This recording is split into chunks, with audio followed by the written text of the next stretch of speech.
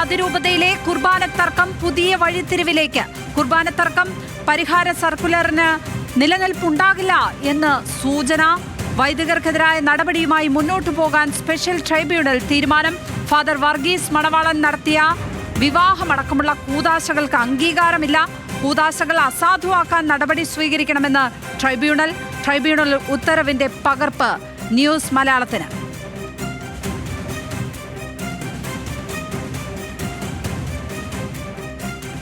Anil George ചേരുന്നു വിവരങ്ങളുമായി. അനിൽ, ഒരു ഒത്തുതീർപ്പിലേക്ക് കാര്യങ്ങൾ എത്തുന്നു, ധാരണയിലേക്ക് എത്തുന്നു എന്നുള്ളതാണ് നേരത്തെ പുറത്തു വന്ന വാർത്ത. പക്ഷേ അതല്ല സ്ഥിതി എന്നുള്ളതാണ് ഏറ്റവും ഒടുവിൽ നമുക്ക് ലഭിക്കുന്ന വിവരങ്ങൾ. നമ്മളിപ്പോൾ പുറത്തുവിടുന്ന പുതിയ വാർത്തയുടെ കൂടുതൽ വിവരങ്ങൾ എന്തൊക്കെയാണ്? ഈ തർക്കം പുതിയ ഒരു ലെവലിലേക്ക്, പുതിയൊരു വഴിത്തിരിവിലേക്ക് പോവുകയാണോ? അസാധാരണമായ സംഭവങ്ങളാണ് കത്തോലിക്ക സഭയിൽ ഇപ്പോൾ നടന്നുകൊണ്ടിരിക്കുന്നത്. കത്തോലിക്ക സഭയുടെ പരമാധ്യക്ഷനായ മാർപ്പാപ്പ അടക്കം, ഒപ്പം തന്നെ സീറോ മലബാർ സഭ ഉൾപ്പെടുന്ന പൗരസ്ത്യ സഭകൾക്ക് വേണ്ടിയുള്ള പൗരസ്ത്യ കാര്യാലയത്തിന്റെ ഉത്തരവുകൾ അടക്കം മറികടന്നുകൊണ്ട് സ്വന്തമായ നിലയിൽ അതിനെ മറികടക്കുന്ന major arch bishop, zero Malabar സഭയുടെ മേജർ ആർച്ച് ബിഷപ്പ് ഒരു ഉത്തരവ് ഇറക്കുന്നു. ആ ഉത്തരവ് വന്ന്, അതായത് ആ സർക്കുലർ വന്ന് നിമിഷങ്ങൾക്കകം പുതിയ ഒരു ഉത്തരവുമായി ആ സർക്കുലറിൽ പറഞ്ഞിരിക്കുന്ന ഏറ്റവും പ്രധാനപ്പെട്ട കാര്യങ്ങളിലൊന്നായ വൈദികർക്കെതിരായ നടപടികൾ, കാനൂനിക നടപടികൾ ഉണ്ടാവില്ല എന്ന ഉറപ്പ് പുറത്തു വന്ന നിമിഷങ്ങൾക്കകം അത് അംഗീകരിക്കാനാവില്ല എന്ന് കാണിച്ചുകൊണ്ട് സീറോ മലബാർ സഭയുടെ സ്പെഷ്യൽ ട്രൈബ്യൂണൽ, അതായത് മേജർ ആർച്ച് ബിഷപ്പ് തന്നെ രൂപീകരിച്ച സ്പെഷ്യൽ ട്രൈബ്യൂണൽ മേജർ ആർച്ച് ബിഷപ്പിനെതിരെ നടപടിയുമായി വന്നിരിക്കുന്നു. മേജർ ആർച്ച് ബിഷപ്പും ഒപ്പം അദ്ദേഹത്തിന്റെ വികാരിയുടെ ചുമതലയിലുള്ള ആർച്ച് ബിഷപ്പ് ജോസഫ് പാംബ്ലാനിയും അടിയന്തരമായി ജൂലൈ 26-നകം ട്രൈബ്യൂണലിന്റെ മുമ്പാകെ ഹാജരാകണമെന്ന് ആവശ്യപ്പെട്ടുകൊണ്ട് മേജർ ആർച്ച് ബിഷപ്പിനും മേജർ ആർച്ച് ബിഷപ്പിന്റെ വികാരിക്കും ട്രൈബ്യൂണൽ നോട്ടീസ് അയച്ചിരിക്കുന്നു എന്നതാണ് ഏറ്റവും പ്രധാനപ്പെട്ട കാര്യം. ഒപ്പം തന്നെ അച്ചടക്ക നടപടിക്ക് ശുപാർശ ചെയ്ത ഫാദർ മണവാളൻ, വർഗീസ് മണവാളൻ എന്ന സീറോ മലബാർ സഭയുടെ എറണാകുളം അങ്കമാലി അതിരൂപത കത്തീഡ്രൽ ബസലിക്ക വികാരിയായ ഫാദർ വർഗീസ് മണവാളൻ ആശീർവദിച്ചതും ഒപ്പം തന്നെ അദ്ദേഹം കത്ത് നൽകിയതിന് പ്രകാരം നടത്തിയതുമായ വിവാഹം അടക്കമുള്ള കൂദാശകൾ, അതായത് കത്തോലിക്ക സഭയുടെ വിശ്വാസികൾക്ക് വേണ്ടി കത്തോലിക്ക സഭ പരികർമ്മം ചെയ്യുന്ന എല്ലാ കൂദാശകളും, പാപമോചനം നൽകുന്ന കൂദാശയായ കുമ്പസാരമടക്കം പ്രത്യേകമായ ഉത്തരവിൽ കൃത്യമായി പറഞ്ഞിരിക്കുന്നു. വർഗീസ് മണവാളൻ ആരെയെങ്കിലും കുമ്പസാരിപ്പിച്ച് പാപമോചനം നൽകിയിട്ടുണ്ടെങ്കിൽ ആ പാപമോചനം അടക്കം അസാധുവാണ് എന്ന കാര്യം കൂടി ട്രൈബ്യൂണൽ പറഞ്ഞിരിക്കുന്നു. അത് അച്ചടക്ക നടപടിയുമായി ട്രൈബ്യൂണൽ അതിന്റെ പ്രവർത്തനവുമായി മുമ്പോട്ട് പോകും. അത് സീറോ മലബാർ സഭയുടെ സിനഡിനെ പോലും മറികടന്നുകൊണ്ട് നിലവിൽ വന്ന ഈ സർക്കുലറിനെ ട്രൈബ്യൂണൽ അംഗീകരിക്കുന്നില്ല എന്ന നിലയിൽ തന്നെയാണ്. അതായത് ഇന്നലെ രാത്രി 11 മണിയോടുകൂടിയാണ് മേജർ ആർച്ച് ബിഷപ്പും അദ്ദേഹത്തിന്റെ വികാരിയും ഒപ്പിട്ട് പുതിയ സർക്കുലർ പുറത്തു വന്നത്. ആ സമയം തന്നെയാണ് സ്പെഷ്യൽ ട്രൈബ്യൂണലും ഈ രീതിയിൽ പുതിയ ഉത്തരവ് ഇറക്കുകയും ചെയ്തിരിക്കുന്നത്. അതായത് മാർപ്പാപ്പയുടെ തീരുമാനത്തെ പോലും മറികടന്നുകൊണ്ട് മേജർ ആർച്ച് ബിഷപ്പ് പോകുന്നു. ആ മേജർ ആർച്ച് ബിഷപ്പിനെ പോലും മറികടന്നുകൊണ്ട് സീറോ മലബാർ സഭയുടെ സ്പെഷ്യൽ ട്രൈബ്യൂണലും പോകുന്നു. തർക്കം വലിയ തലത്തിലേക്ക് നീങ്ങുകയാണ്. ഇനി ഒരുപക്ഷെ വത്തിക്കാനിൽ അടക്കം ഒരു നിയമ നടപടികളിലേക്കാകും ഇക്കാര്യങ്ങൾ മുമ്പോട്ട് പോവുക. ഈ ട്രൈബ്യൂണൽ രൂപീകരിച്ചപ്പോൾ തന്നെ അതിന് സവിശേഷമായ ചില അധികാരങ്ങൾ നൽകിയിരുന്നു. അതായത് ട്രൈബ്യൂണലിന്റെ ഉത്തരവിനെ ചോദ്യം ചെയ്യാൻ അപ്പസ്തോലിക് സിഗ്നറ്റൂര എന്ന കത്തോലിക്ക സഭയുടെ പരമോന്നത കോടതിക്ക് പോലും കഴിയില്ല എന്ന നിലയിലാണ് ആ സ്പെഷ്യൽ കോടതി രൂപീകരിച്ചത്. ആ അധികാരം മാത്യു പാമ്പാറ CMI എന്ന വൈദികൻ പ്രധാന ജഡ്ജിയായിട്ടുള്ള ട്രൈബ്യൂണൽ ഉപയോഗിക്കുകയും ചെയ്തിരിക്കുന്നു.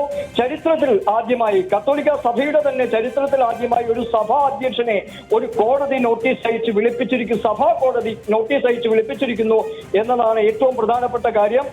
ഇത് ഒരു വലിയ അധികാര തർക്കം തന്നെയായി രൂപപ്പെട്ടിരിക്കുന്നു. മാർപ്പാപ്പായ്ക്ക് മുകളിലാണോ സീറോ മലബാർ സഭയുടെ മേജർ ആർച്ച് ബിഷപ്പ് എന്ന ചോദ്യം ഉയർന്ന് നിമിഷങ്ങൾക്കുള്ളിൽ തന്നെയാണ് സീറോ മലബാർ സഭയുടെ മേജർ ആർച്ച് ബിഷപ്പ് രൂപീകരിച്ച കോടതി അദ്ദേഹത്തെ തന്നെ വിളിച്ചു വരുത്തുന്ന സാഹചര്യം ഉണ്ടായിരിക്കുന്നത്.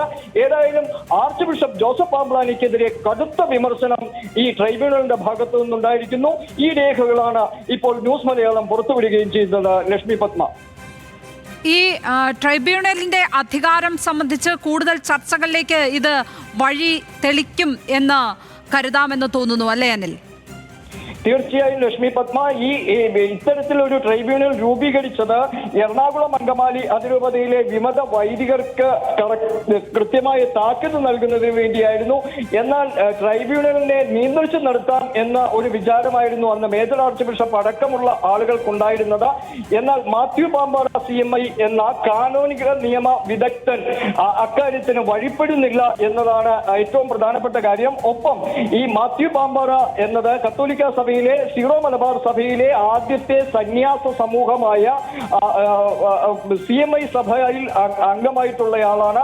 അദ്ദേഹത്തിന് നേരിട്ട് ഒരു രൂപതാ അധ്യക്ഷനോടും രൂപതാ അധ്യക്ഷന്റെയും അധികാരത്തിന് കീഴിലല്ല, മറിച്ച് CMI സഭയുടെ പ്രൊവിൻഷ്യലിന്റെ കീഴിൽ മാത്രമാണ് അദ്ദേഹത്തിന് പ്രവർത്തിക്കേണ്ടത്. അപ്പോൾ അദ്ദേഹത്തിന് കൂടുതലായ സ്വാതന്ത്ര്യമുണ്ട്. ആ സ്വാതന്ത്ര്യം അദ്ദേഹം ഉപയോഗപ്പെടുത്തുകയും ചെയ്യുന്നുണ്ട്.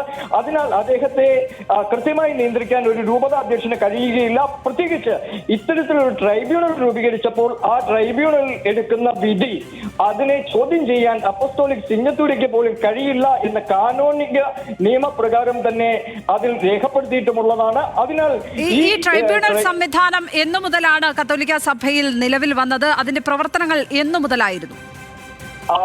ലക്ഷ്മി പത്മ, കത്തോലിക്ക സഭയുടെ കാനോനിക പൗരസ്ത്യ സഭകൾക്കുള്ള കാനോനിക നിയമപ്രകാരം ആണ് ഓരോ രൂപതകളിലും ഇത്തരം പ്രത്യേക കോടതികൾ രൂപീകരിക്കുന്നത്.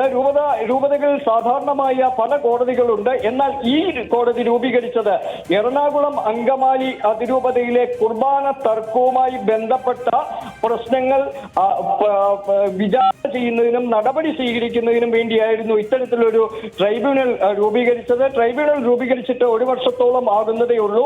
ആ ട്രൈബ്യൂണൽ രൂപീകരിച്ചപ്പോൾ അത് സീറോ മലബാർ സഭയുടെ, അതായത് കത്തോലിക്ക സഭയിലെ ഒരു പരമാധികാര സഭയായ സ്വതന്ത്ര സഭയായ സീറോ മലബാർ സഭയുടെ മേജർ ആർച്ച് ബിഷപ്പാണ് അത്തരത്തിലൊരു കോടതി രൂപീകരിക്കുന്നത്. ഒരു രൂപതയ്ക്ക് വേണ്ടിയുള്ള സ്പെഷ്യൽ കോടതിയാണ്, ഒരു പ്രത്യേക കോടതിയാണ്. ആ കോടതിയുടെ വിധി ആ കോടതി ഉള്ളിൽ തന്നെ നിൽക്കുന്നതാണ് എന്നും അതിനെ സീറോ മലബാർ സഭയുടെ പരമാധികാര സ്വതന്ത്ര സഭയായ സീറോ മലബാർ സഭ രൂപീകരിച്ച കോടതിക്ക് ആ കോടതിയുടേതായ സ്വതന്ത്ര പരമാധികാരം ഉണ്ട് എന്നതിനാൽ ആ കോടതി കണ്ടെത്തുന്ന വിധി അതിനാൽ തന്നെ അന്തിമമായിരിക്കുമെന്നും ആ ട്രൈബ്യൂണൽ രൂപീകരിച്ച സമയത്ത് തന്നെ പ്രഖ്യാപിച്ചിട്ടുള്ളതുമായിരുന്നു. അതാണ് ഇപ്പോൾ സഭാ നേതൃത്വത്തിന് തന്നെ തലവേദനയായി മാറിയിരിക്കുന്നത്. അതിൽ ഒരുപാട് കാലമായി നിലനിൽക്കുന്ന കുർബാന തർക്കം അത് ഒരു പരിഹാര സർക്കുലറിലേക്ക് പോകുന്നു. അപ്പോൾ ഇരുപക്ഷവും അതിൽ ഒരു ധാരണയിലെത്തുന്നു. അങ്ങനെയുള്ള ഒരു സന്ദർഭത്തിൽ ട്രൈബ്യൂണലിന്റെ ഈ ഒരു ഇടപെടൽ അത് എത്രത്തോളം ആശാസ്യമാണ്, എത്രത്തോളം അതിനെ പോസിറ്റീവായി കാണാൻ പറ്റും? ലക്ഷ്മി പത്മ, ഇത് വീണ്ടും അടുത്തൊരു തർക്കത്തിലേക്ക് നയിക്കും. കാരണം ഈ എറണാകുളം അങ്കമാലി അതിരൂപതയിലെ വൈദിക നേതൃത്വം കൃത്യമായി ആവശ്യപ്പെട്ടിരുന്ന ഒരു കാര്യം ഈ കുർബാന തർക്കവുമായി ബന്ധപ്പെട്ട ഉണ്ടായിട്ടുള്ള എല്ലാ കാനോനിക നടപടികളും, വൈദികർക്കെതിരെയുള്ള എല്ലാ കാനോനിക നടപടികളും അവസാനിപ്പിക്കണം എന്നായിരുന്നു അവർ കൃത്യമായി പറയുകയും ചെയ്തിരുന്നു. ആ തീരുമാനത്തിന് വിരുദ്ധമായി ഒരു കാര്യമുണ്ടായ സാഹചര്യത്തിൽ അവർ ഇനി ഈ ഒത്തുതീർപ്പ് വ്യവസ്ഥയോട് എത്രത്തോളം സഹകരിക്കും എന്നതാണ് ഏറ്റവും പ്രധാനപ്പെട്ട ഒരു ചോദ്യമായി ഉയരുന്നത്. അതിന് സാധിക്കുന്നില്ലെങ്കിൽ ഈ ട്രൈബ്യൂണൽ പിരിച്ചുവിടുന്നതടക്കമുള്ള നടപടികളിലേക്ക് ഒരുപക്ഷെ ഇനി മേജർ ആർച്ച് ബിഷപ്പിന് കടക്കേണ്ടി വരും. അങ്ങനെ വന്നാൽ അതിന്റെ നിയമപരമായ പ്രശ്നങ്ങൾ വീണ്ടും അവശേഷിക്കും. അതിന് ട്രൈബ്യൂണൽ വഴിപ്പെടുമോ എന്നുള്ള കാര്യവും അവ്യക്തമാണ്. അതിനാൽ ഈ കുർബാന തർക്ക പരിഹാരത്തിന് ഇപ്പോൾ വന്നു വീണിരിക്കുന്ന ഏറ്റവും വലിയ വിലങ്ങുതടിയായി ഈ സ്പെഷ്യൽ ട്രൈബ്യൂണലിന്റെ ഈ തീരുമാനം മാറുകയും ചെയ്തിരിക്കുന്നു.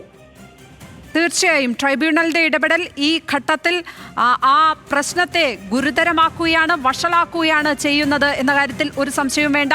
എറണാകുളം അങ്കമാലി അതിരൂപതയിലെ കുർബാന തർക്കമാണ് ഇങ്ങനെ പുതിയ വഴിത്തിരിവിലേക്ക് നീങ്ങിയിരിക്കുന്നത്. കുർബാന തർക്കം പരിഹാര സർക്കുലറിന് നിലനിൽപ്പുണ്ടാകില്ല എന്നാണ് സൂചന. വൈദികർക്കെതിരെ നടപടിയെടുത്ത വൈദികർക്കെതിരെ ആ നടപടിയുമായി മുൻപോട്ട് പോകാനാണ് ഇപ്പോൾ സ്പെഷ്യൽ ട്രൈബ്യൂണലിന്റെ തീരുമാനം. അനിൽ ജോർജാണ് ഈ വാർത്താ പ്രേക്ഷകരിലേക്ക് ഇപ്പോൾ എത്തിച്ചത്.